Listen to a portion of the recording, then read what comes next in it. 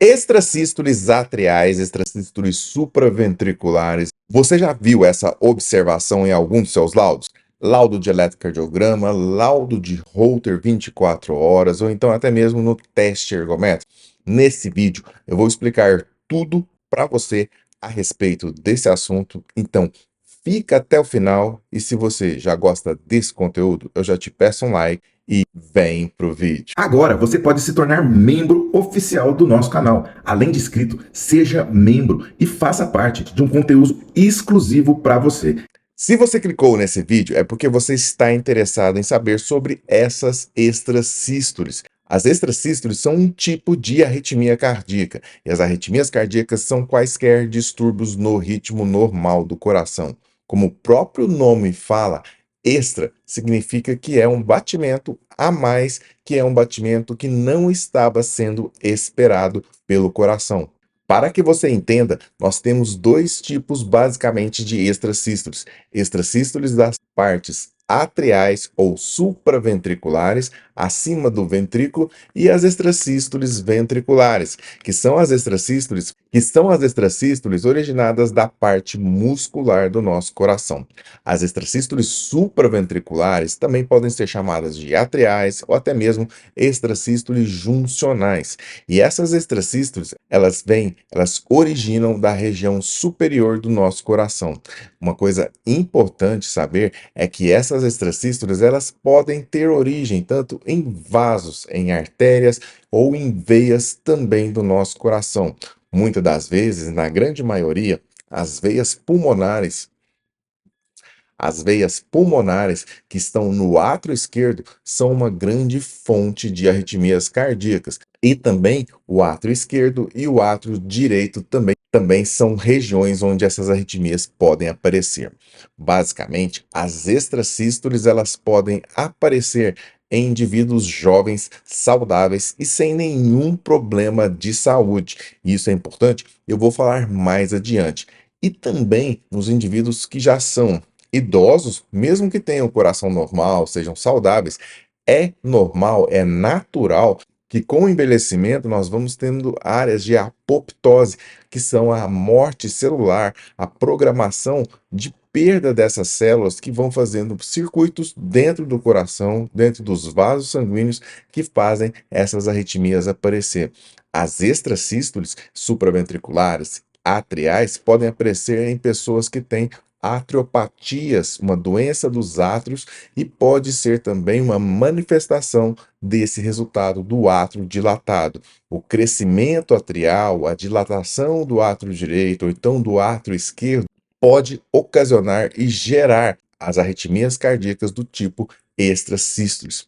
Extrasístoles atriais ou supraventriculares podem originar, por exemplo, de pessoas que fumam, tabagistas e fazem a dilatação do lado direito do coração por aumento das pressões pulmonares. E quais são os sintomas das extrasístoles? As extrasístoles podem ser assintomáticas, você sabia disso? As pessoas não exibem nenhum sintoma, elas vão no médico, fazem um exame de rotina, um eletrocardiograma ou um Holter de 24 horas e aparece essa alteração em algum desses exames. Muitas das vezes, as pessoas não sentem nada e, principalmente, pacientes mais idosos ou cardiopatas não vão sentir, pois muitas das vezes esses batimentos já fazem parte de uma doença estrutural do coração. E isso depende muito de como a pessoa tem sensibilidade ao seu coração. E isso não depende da quantidade das arritmias. Muitas pessoas têm arritmias de alta densidade, ou seja, acima de 1.000, 2.000, 5.000, 50.000 batimentos de extrasístoles supraventriculares e parecem que não sentem nada. Entretanto, muitas das vezes elas já podem ter se acostumado com o coração bater daquele jeito.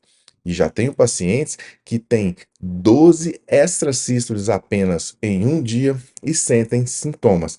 E os sintomas são relacionados a soquinhos no peito, sensação de batimentos estranhos no pescoço, batimentos no peito ou então na boca do estômago. Isso depende de cada paciente. Essa sensação também pode ser vista ou então mais percebida durante o sono ou então quando o paciente vai dormir. Ao colocar a cabeça no travesseiro, ele pode sentir os batimentos errados, aqueles batimentos que vêm de repente e pegam a pessoa de surpresa. Batimentos que vão no pescoço ou no ouvido sentem esses batimentos estranhos. Isso já foi relatado por muitos pacientes que eu atendo aqui. Agora, por que que as extracístoles originam? Será que isso é ansiedade? Isso é por conta do café? Isso é por conta de algum alimento? Pessoal, não.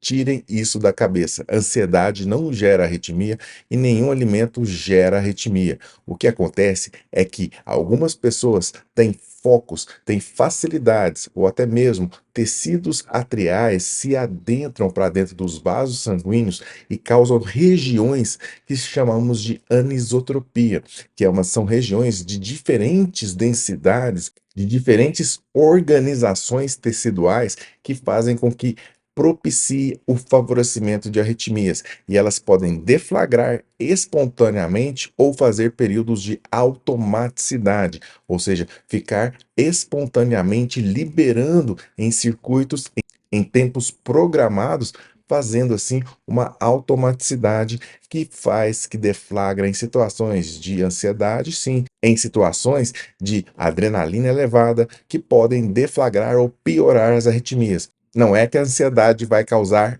isso. A ansiedade pode até deflagrar, como outras situações também no exercício físico, situações de estresse, outras condições que podem deflagrar arritmia em quem já tem propensão. Pessoas que são ansiosas, nem todas as pessoas 100% têm arritmias cardíacas. Uma coisa é diferente da outra, mas a deflagrar a arritmia pode ser até pela ansiedade, mas não a causa, a arritmia não é causada por ansiedade. Você já percebeu que nesse canal nós falamos de arritmias cardíacas, marca-passo, doenças do coração e muito mais?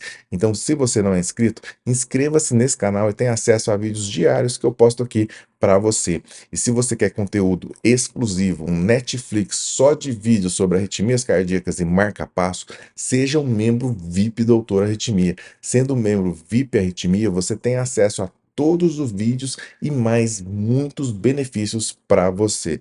Não deixe de ter esses benefícios para o seu tratamento. As extracístoles têm tratamento, doutor Felipe? Tem cura? Vou falar isso para você direitinho. Então presta atenção. Extracístoles podem ter tratamento sim, mas às vezes não precisamos tratar. Sabe quando não precisamos tratar as extracístoles? Quando elas têm baixa quantidade, quando elas não causam sintomas e quando o coração da pessoa é normal. Essas condições a gente não vai tratar, vai apenas observar. Mas o fator fundamental para que nós fazemos o tratamento das extracístoles é os sintomas.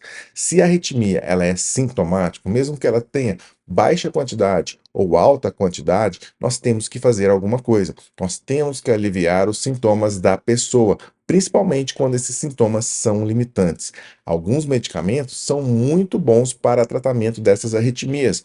Outros medicamentos nós temos que ver se não há uma condição que possa piorar pelo medicamento. Por exemplo, a mildarona pode tratar as extracístoles supraventriculares, entretanto, em pacientes que são jovens, que não têm nenhum problema de saúde, nós não temos por que tratar com medicamento que tem muitos efeitos colaterais a longo prazo.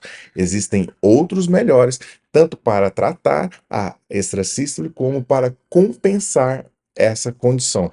Alguns medicamentos, como propafenona, sotalol, beta-bloqueadores, como metoprolol, bisoprolol, podem melhorar essa situação, mas depende de cada pessoa e de cada indicação. Algumas pessoas podem precisar de um antiarrítmico de verdade, uma propafenona, por exemplo, um sotalol, para fazer o tratamento dessas arritmias. Agora, se essas arritmias não melhoram ou têm uma quantidade muito alta a ponto do coração dilatar, evoluir por uma taquicardiomiopatia, aí sim temos que pensar em fazer a ablação por radiofrequência.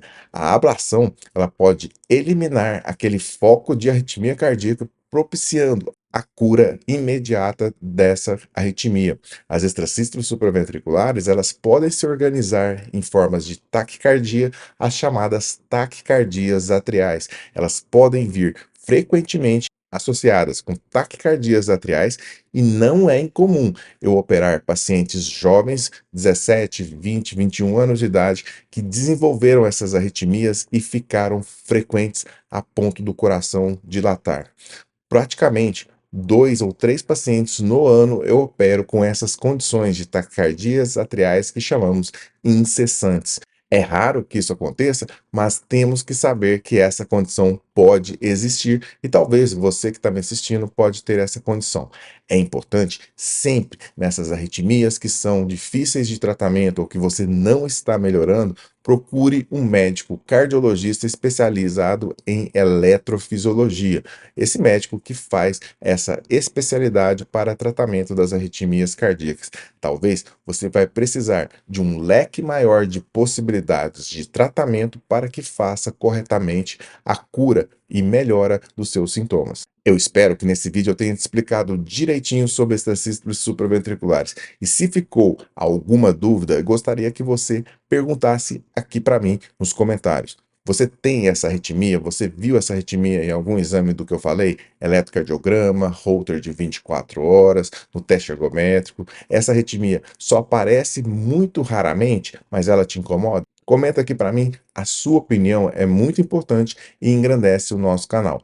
Eu sou o Dr. Felipe Souza e agradeço muito a sua audiência. Agora você pode se tornar membro oficial do nosso canal. Além de inscrito, seja membro e faça parte de um conteúdo exclusivo para você. Então, a partir de R$ 4,99 por mês, você vai ter conteúdo exclusivo com vídeos semanais só para você que é membro do Doutor Arritmia.